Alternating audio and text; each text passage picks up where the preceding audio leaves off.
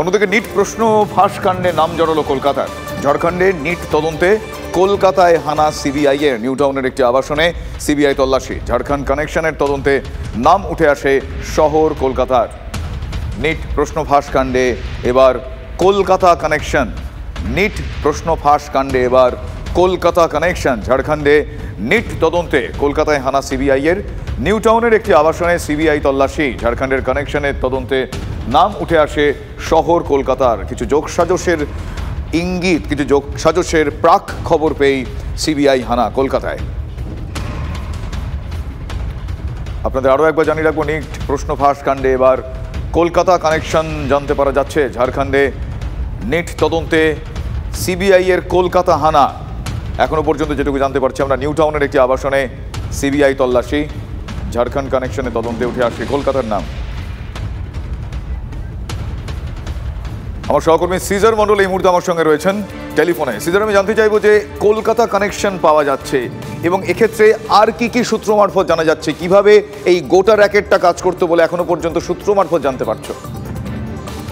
দেখো, খুব প্রাথমিক স্তরে রয়েছে এই তদন্ত এবং সেই জায়গা থেকে যেটা জানা যাচ্ছে, সিবিআই তদন্তভার গ্রহণ করবার পর গত সপ্তাহে ঝাড়খণ্ড থেকে নিট কেলেঙ্কারিতে 6 জনকে গ্রেপ্তার করে। সেই 6 জনকে জিজ্ঞাসাবাদ করে নিউ টাউনের এই অভিজাত আবাসনের এক বাসিন্দার নাম উঠে আসে এবং তার খোঁজেই আজকে সিবিআই তদন্তকারী দল যারা নিটের তদন্ত করছেন, সেই স্পেশাল ইউনিটের বেশ কয়েকজন সদস্য তারা ওই আবাসনে পৌঁছেছেন এবং এই ব্যক্তি যার নাম আপাতভাবে জানা যাচ্ছে অমিত, সেই অমিতের সঙ্গে এই নিট কেলেঙ্কারির কি যোগ, সরাসরিভাবে কতটা তিনি যুক্ত বা কিভাবে তিনি যুক্ত সেই বিষয়টা স্পষ্ট নয়।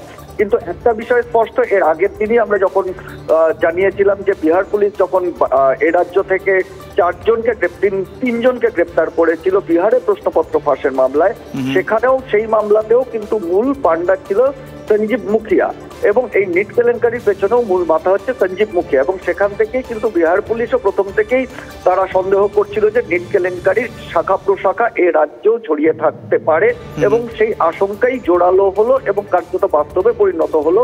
সিবিআই তদন্তকারীরা ঝাড়খণ্ড থেকে যে 6 জনকে গ্রেপ্তার করেছে তাদের যে বয়ান, সেই বয়ানের ভিত্তিতে যেভাবে কলকাতার বাসিন্দার নাম উঠে এলো।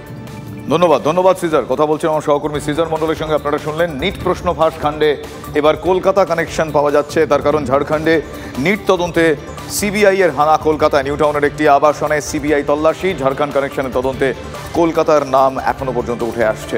নিট প্রশ্ন ফাঁস কাণ্ডে এবার কলকাতা কানেকশন পাওয়া যাচ্ছে।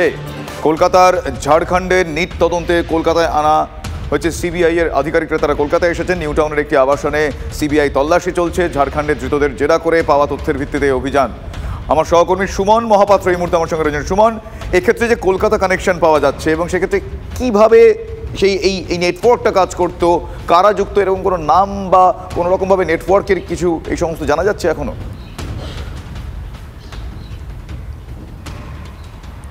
এই মুহূর্তে গোটা দেশ জুড়ে নিট প্রশ্নফাঁস কাণ্ডকে কেন্দ্র করে কিন্তু বিতর্ক চলছে।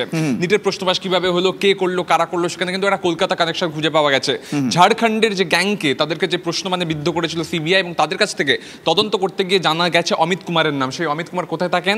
নিউ টাউনের এই অভিজাত আবাসনের 2য় তলে থাকেন অমিত কুমার। সেই অমিত কুমারকেই কিন্তু জিজ্ঞাসাবাদ করতে ঝাড়খণ্ড থেকে সিবিআই স্পেশাল টিম এসেছে। তার মধ্যে একজন মহিলা আধিকারিক রয়েছেন, একজন পুরুষ আধিকারিক রয়েছেন। তারপরে আজকে সকাল থেকেই কিন্তু একেবারে কেন্দ্রীয় বাহিনীর জওয়ানদের সাথে নিয়ে এই আবাসনে এসেছে সিবিআইয়ের বিশেষ দল।